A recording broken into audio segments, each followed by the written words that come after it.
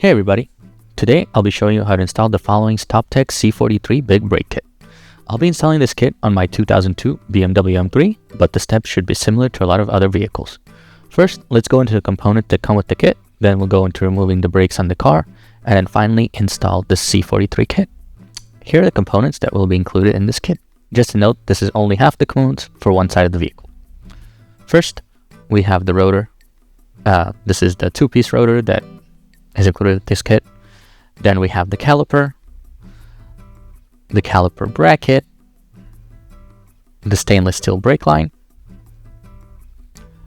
some hardware, and finally the brake pads. Now before getting our hands dirty, the absolute most important thing you can do is look up on the instruction manual that came with your specific kit.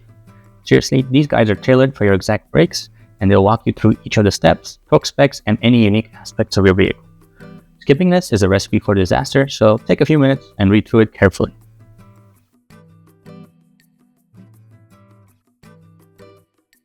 Next up, let's jack up the car and take off the front wheel.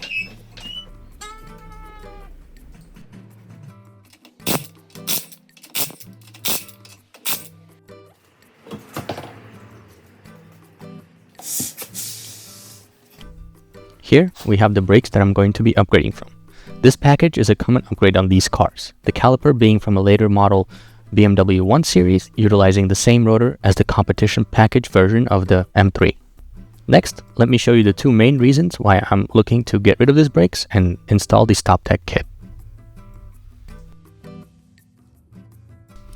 The first issue is the fact that these rotors are drilled, and while on track, I get cracking around the drilled spots. The issue with the cracks on the rotor, while annoying, is pretty common and hard to get away from.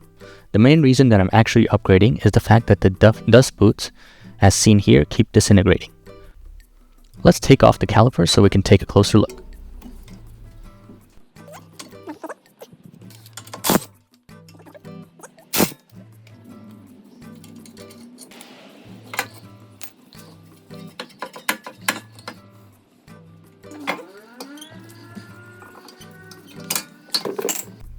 Here we have the inside of the caliper.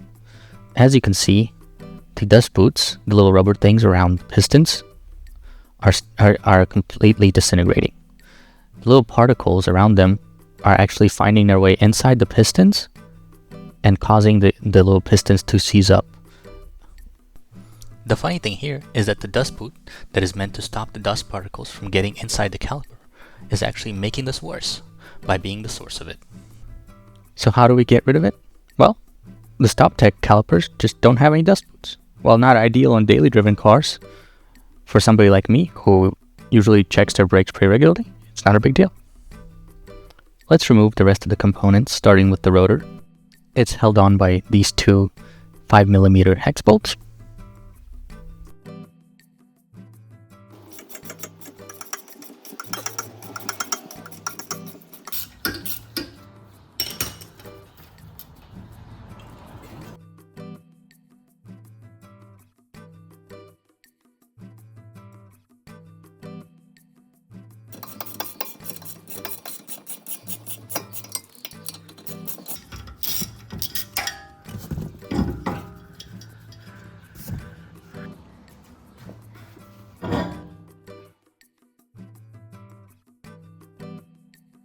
Now, let's remove the bracket.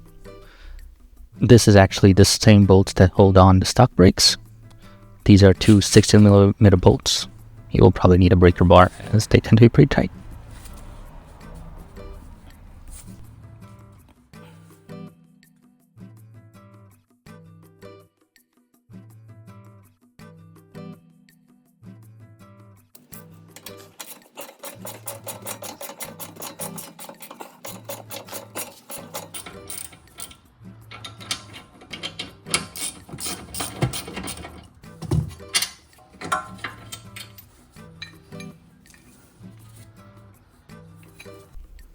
Next up, let's remove the brake line.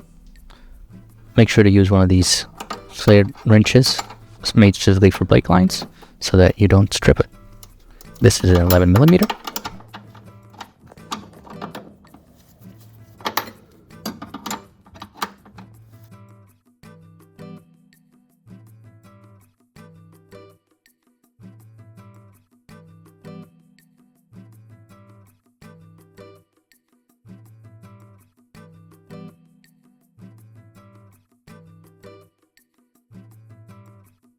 Now, in order for all that brake fluid not to leak out and suck in air into your system, make sure that your brake fluid reservoir is filled up, and if not, make sure to fill it up throughout the job. Because I was gonna have these off for quite a long time, I actually have this plug that I use to plug up the brake line in order for them not to leak out all the brake fluid. Now the brake line can be removed. It's attached using this little grommet to the bracket.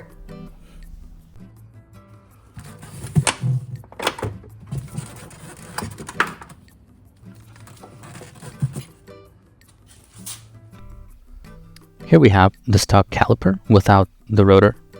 The procedure to remove it is actually a lot easier than the caliper I had before, as it doesn't have the two hex bolts holding it on.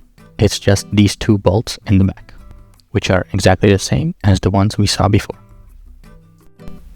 Now, before going into install, let's compare the weights of all the different versions of the brakes that I have here.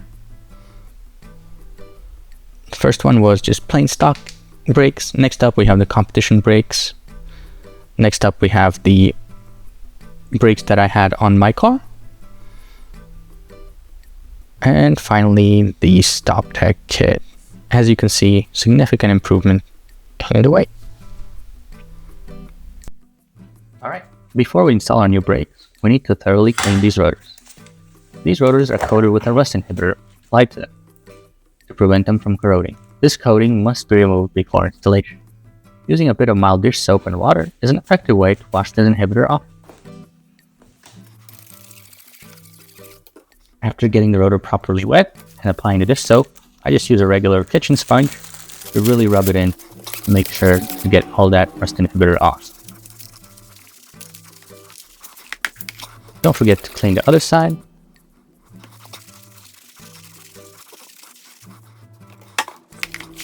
And finally, thoroughly rinse with water to wash all that soap away. Once all the soap is gone, dry the rotor with a clean microfiber towel.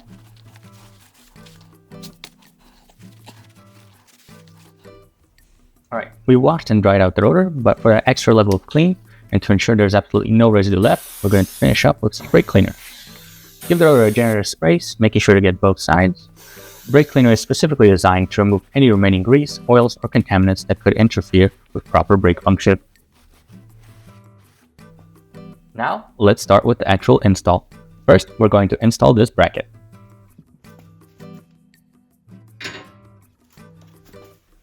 We're going to be reusing the original stock bolts for this step.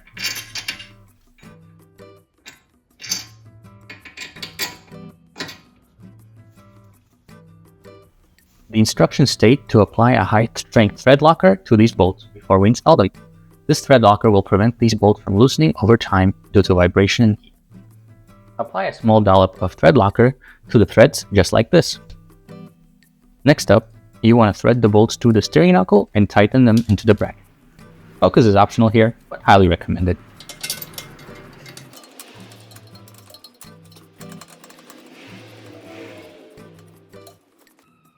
Next up, before your thread locker hasn't hardened, you want to tighten these bolts up to 65 foot-pounds.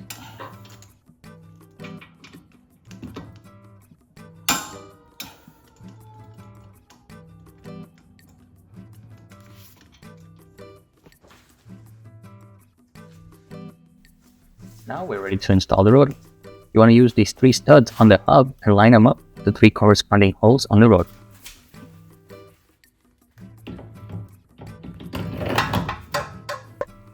Next up, we're going to secure the new rotor to the hub using the stock retaining bolts. Just like with the caliper bracket bolts, we'll be reusing the original hardware here. Now these bolts typically don't require thread locker. However, I'm going to use some medium thread locker here, as I have had issues with these coming loose on my car before.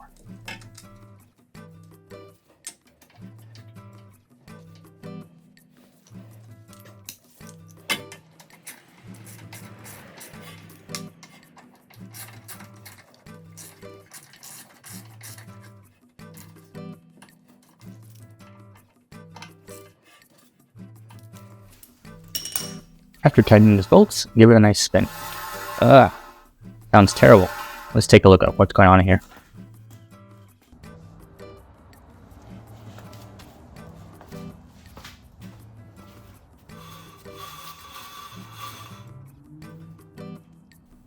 As you can see, the rotor is rubbing on the brake dust shield here, so we need to do something about that.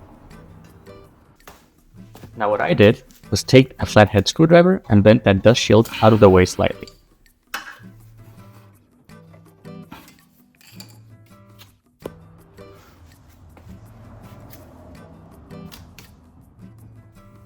And voila, totally quiet.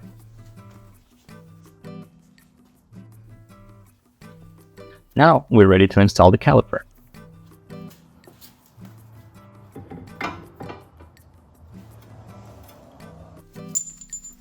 Here we'll be using the bolts provided in the kit.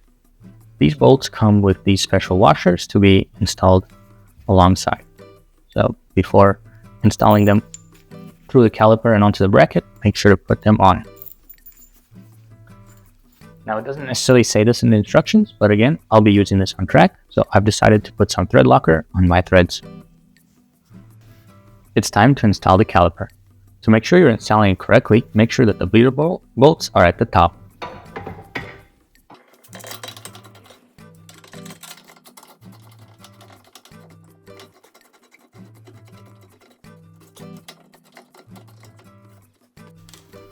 Next up, get ready to torque up these bolts. These get torqued up to 40 foot-pounds.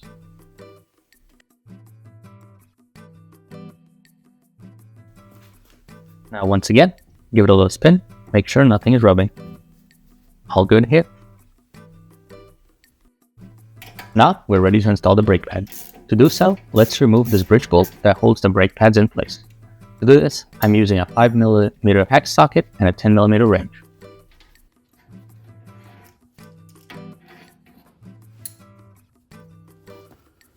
Now we're free to slide in the brake pads.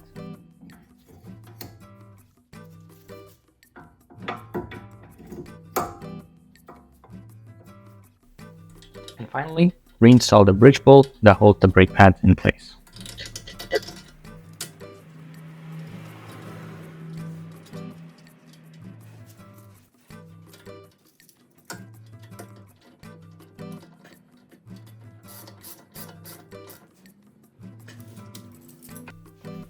Next up, I actually forgot to remove the brake pad wear sensor.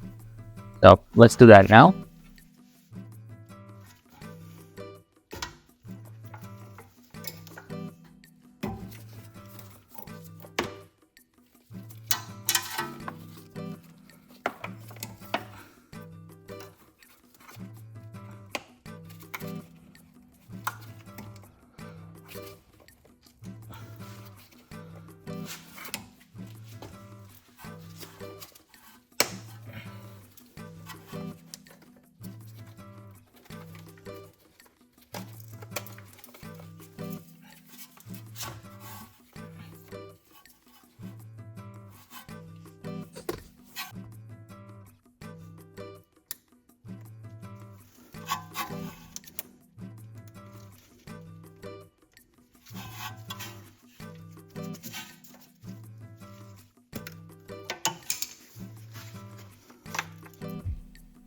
Now, since I won't be using a brake pad wear sensor with these brakes, I need to modify it to stop the warning light on my dash from going off.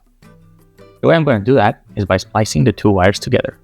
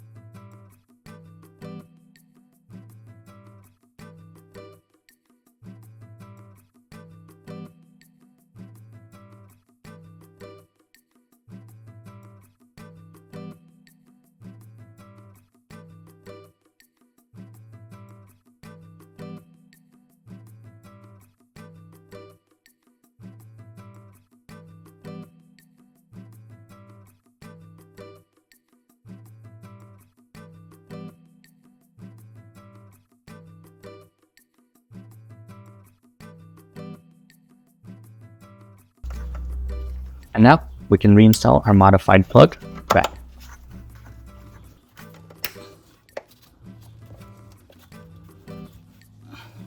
Now we can install the new brake line. The banjo bolt side goes to the caliper, and then this grommet goes in the original location. The instructions specifically state to use a zip tie to tie it on.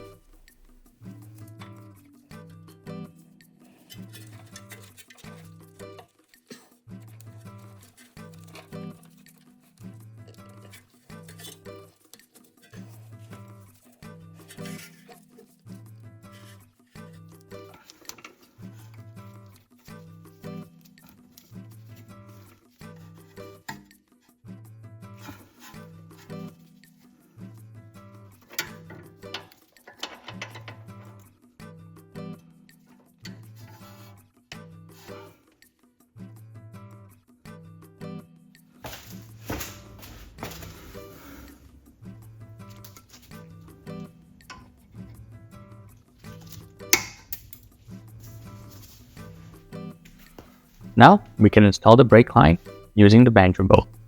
Make sure to use the provided copper washers on each side of the brake line for proper installation.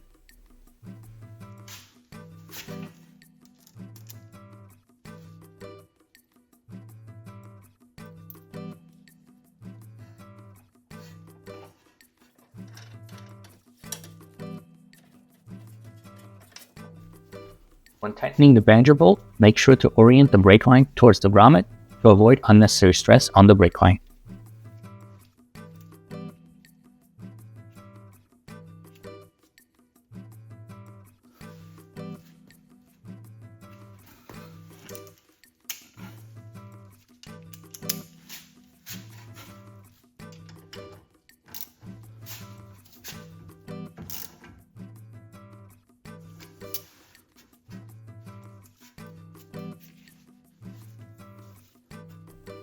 Now we can install the other side of the brake line.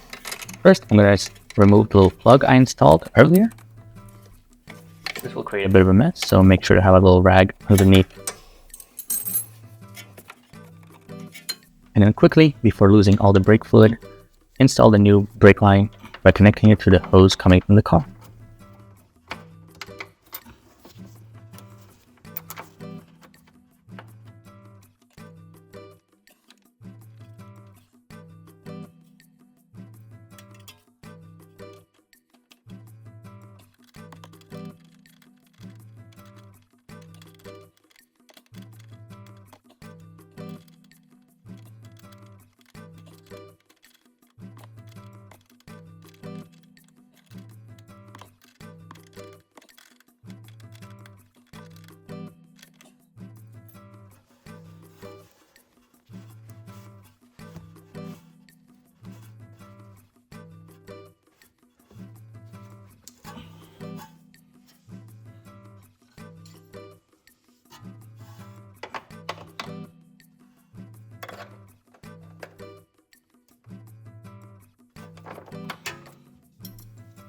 Now that everything is nice and tight, it's a good idea to turn the steering wheel lock to lock to make sure nothing is rubbing or catching.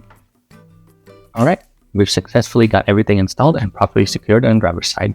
You can see how all the components fit together nice and snug. Next step is to do the exact same thing on the passenger side. Once everything is secured there, we'll be ready to bleed the brakes. Alright, with all the components installed, the next crucial step is bleeding the brakes.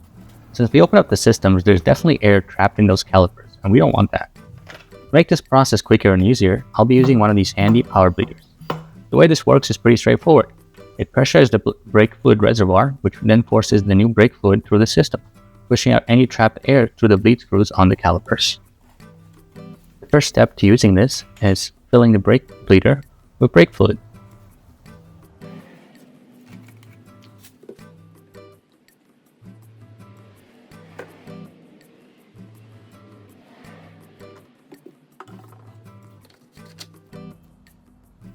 Next up, you want to open up your brake fluid reservoir. Once you've got the cap off, you'll likely find a strainer or a filter inside the reservoir. For the power bleeder to work effectively and ensure a good seal, we need to remove the strainer. Alright, with the reservoir prepped, it's time to hook up your power bleeder.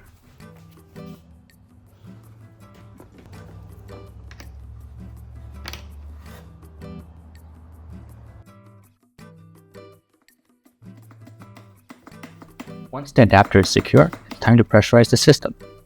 We don't need to go crazy with the pressure here. Usually around 20 psi is sufficient.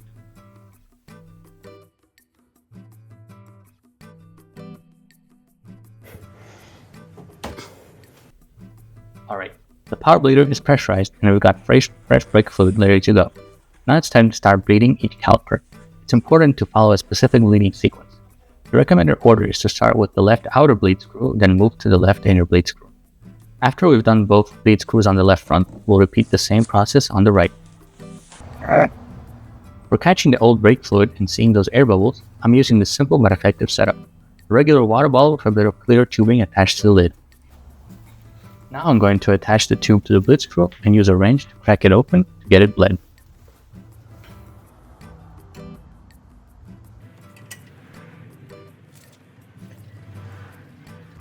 At first, you should see some bubbles in the brake fluid, but as you keep bleeding, they should go away. Once the fluid is clear and free of bubbles, you can tighten the bleed screw and move on to the next one.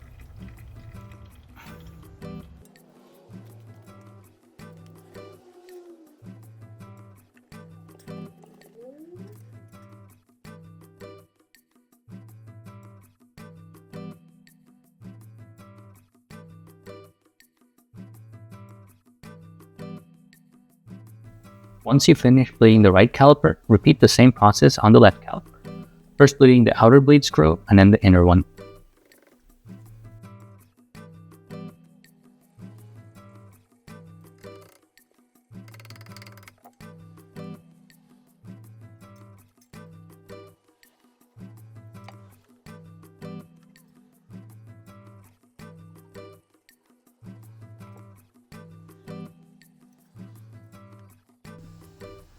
Now that everything is bled, we can depressurize the power bleeder and unplug it from the reservoir.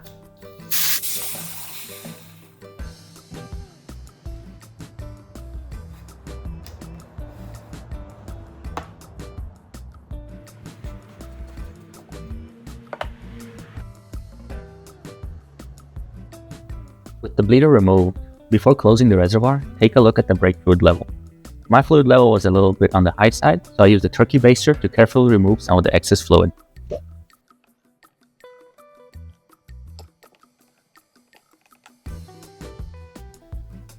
And finally, first reinstall the strainer and then put the reservoir cap back on securely.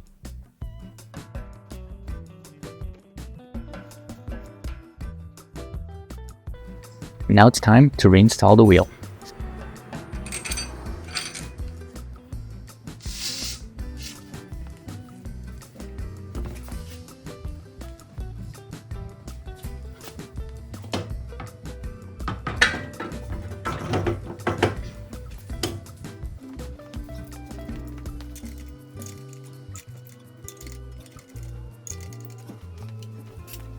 I just tightened the lug nuts lightly here, with the final torquing to be done while the car is on the ground.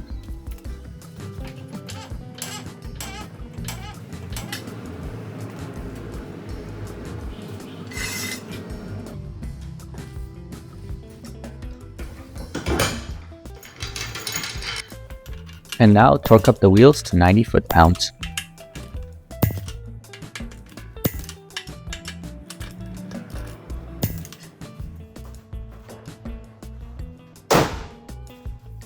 It's time for the moment of truth, the test drive. This is a crucial step, so we're going to take it nice and easy. Make sure to pay close attention to the brake pedal. If it feels mushy at all, you probably have air in the system and you need to do some more bleeding. Now that you've validated that the brakes are working at their full capacity, it's time to move on to the final step, bedding in the brakes and rotors. This is done by doing a series of quick stops from 60 to 10 miles per hour in quick succession. I did 10 as per the instructions.